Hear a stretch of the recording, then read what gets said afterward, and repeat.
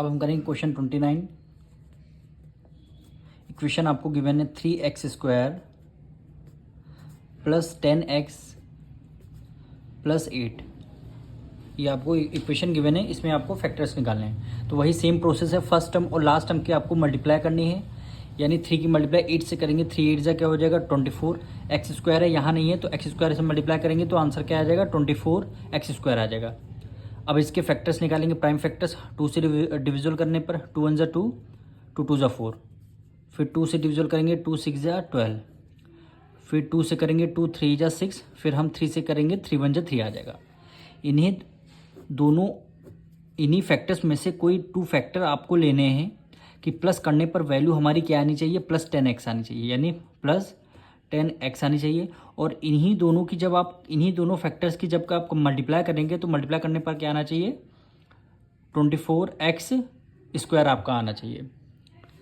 अब इन्हीं फैक्टर्स में आपको अरेंज करना है। जैसे देखिए 2 2 क्या हो जाएगा 4 और 3 2 क्या हो जाएगा 6 हो जाएगा। अब यहाँ पे हमने 6 ले लिया, यहाँ पे हमने 4 ले लिया। 6 + 4 10 यानी x है, तो हमने क्या किया दोनों में हम टर्म में x लगाएंगे। 6 + 4 कितना हो जाएगा 10 हो जाएगा। और 6 की मल्टीप्लाई 4 से करेंगे 24, x की मल्टीप्लाई ऐसे करेंगे x², यानी यही दोनों कंडीशन हमारी सेटिस्फाई करेंगे 6x और 4x।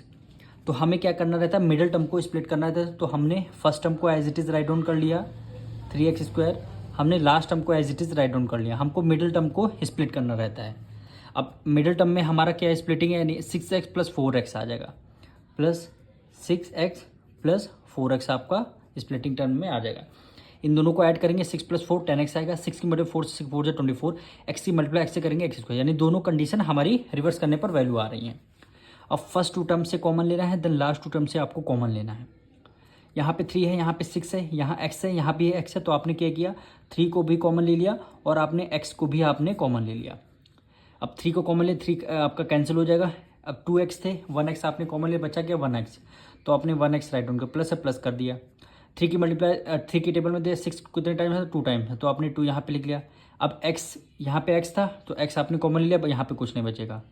अब इन्हीं दोनों में से यहाँ पे 4 है, यहाँ पे 8 है, तो आपने क्या किया +4 को आपने कॉमन ले लिया।